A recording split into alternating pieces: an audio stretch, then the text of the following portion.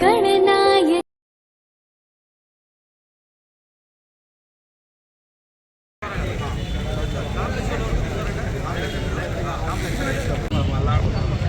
మతంతో బాగా నష్టాలు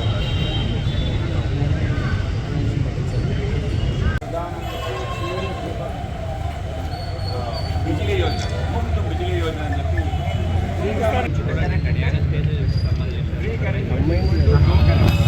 లేకపోతే ఆ విధంగా లేకపోతే మన కరెంట్ మనే సంపాదించుకుంటాం.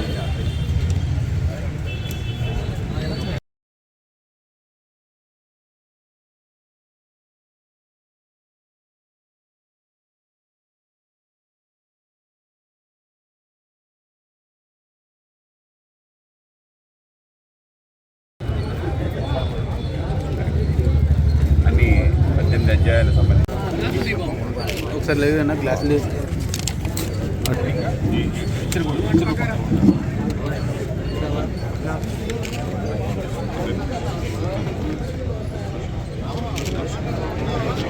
పేషెంట్ దగ్గర ఉండడు, జస్ట్ సజెస్ట్ చేసిపోతాడు మందులు.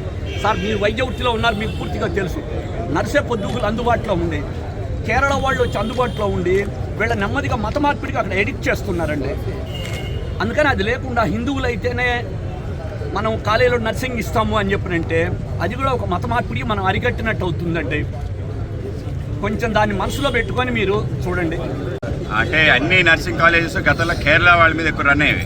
ప్రస్తుతం మా పరిస్థితి మారింది. మీరు ఏదైనా నర్సింగ్ స్కూల్కి వెళ్ళండి, మన వాళ్ళు ఎక్కువ మంది ముఖ్యంగా గిరిజన ప్రాంతాల నుంచి వచ్చారు. కోవిడ్ కారణంగా అత్యధిక అవకాశాలు ఎవరికైనా ఉన్నాయంటే నర్సింగ్ వాళ్ళకి.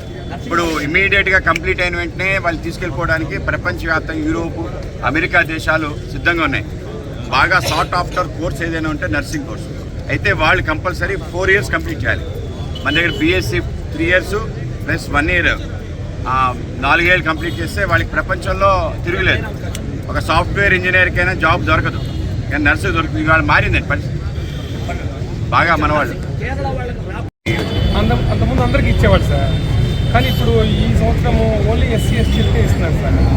ఇప్పుడు మిగతా వాళ్ళు కూడా పేదవాళ్ళు డెవలప్ అవ్వాలన్న ఉద్దేశంగా ఉంటారు కదా సార్.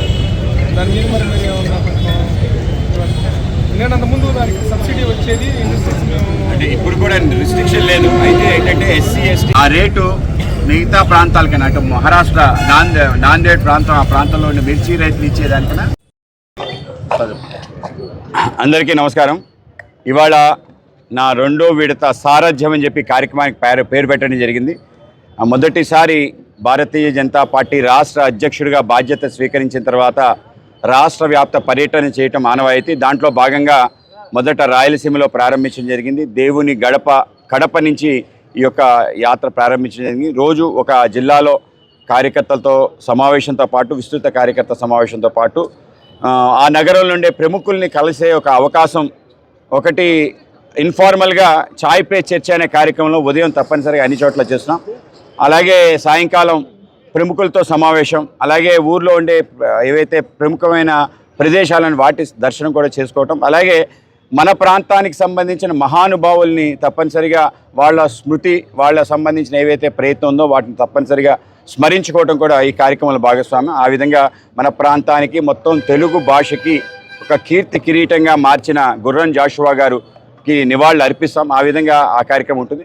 అలాగే ఈరోజు ఉదయం చాయ్ పే చర్చ కార్యక్రమం నరసారావుపేట ఏదైతే ఈ యొక్క కాసు బ్రహ్మానందరెడ్డి గారి షాపింగ్ కాంప్లెక్స్ ఏరియాలో జరుగుతుంది. దీంట్లో మన ఎమ్మెల్యే గారు డాక్టర్ అరవింద్ రావు గారు కూడా పాల్గొనడం ఏదైతే చాలా ఆనందాన్ని కలిగిస్తుంది. దాంతోపాటు అనేక మంది బ్యాంకర్సు, మన రామకృష్ణ గారు, మన ఎస్బీఐ ఆర్ఎం గారు, అలాగే ప్రకృతి వ్యవసాయం సంబంధించిన వాళ్ళు, అలాగే అనేక మంది ఇతర లెక్చరర్స్ అందరూ కూడా పార్టిసిపేట్ చేయడం జరిగింది. అలాగే నగర ప్రముఖులతో అనేక విషయాలు తెలియజేయడం జరిగింది. వ్యవసాయానికి సంబంధించిన అంశం కానీ, మన ప్రాంతంలో ఉపాధి అవకాశాలు ఏ విధంగా పెంపొందించుకోవాలి, అలాగే సాంకేతిక పరిజ్ఞానాన్ని నేర్చుకునే విధంగా ప్రయత్నం తప్పనిసరిగా జరగాలి. రాష్ట్రంలో అతిపెద్ద వ్యవసాయ క్షేత్రం కలిగిన నరసారావుపేట రావటం నా అదృష్టంగా భావిస్తున్నాను. అలాగే ఇక్కడ ఉండే అనేక విషయాలతో మమేకమై ముందుకెళ్లాలని, ఒక చేత్తో బీజేపీ జెండా, ఇంకో చేత్తో ఎన్డీఏ ఎజెండా అంటే కూటమి ఎజెండాతో ముందుకెళ్లాలని చెప్పి, ఆ విధంగా కేంద్ర రాష్ట్ర ప్రభుత్వాలు ఈ రాష్ట్రానికి చేస్తున్న ఏవైతే మేలుందో దాన్ని ప్రజల్లో తీసుకెళ్లే కార్యక్రమం కూడా మేము చేస్తున్నాం. 11 వసంతాల నరేంద్ర మోడీ గారి పరిపాలన, 4.1 మన రాష్ట్ర ప్రభుత్వం చేసే తొలి అడుగు, రెండు కలిపి రాష్ట్రంలో ప్రతి గడపకి తీసుకెళ్లే పెద్ద ప్రయత్నం ఇప్పుడు జరుగుతుంది. ఆ విధంగా ఈ సందర్భంలో నా రెండో విడత మొదటి జిల్లా నరసరావుపేట రావటం నిజంగానే చాలా సంతోషం. తప్పనిసరిగా కార్యకర్తలతో మమేకమై అందరికీ భుజం తట్టి ప్రోత్సహించే విధంగా నా ప్రయత్నం చేస్తాను.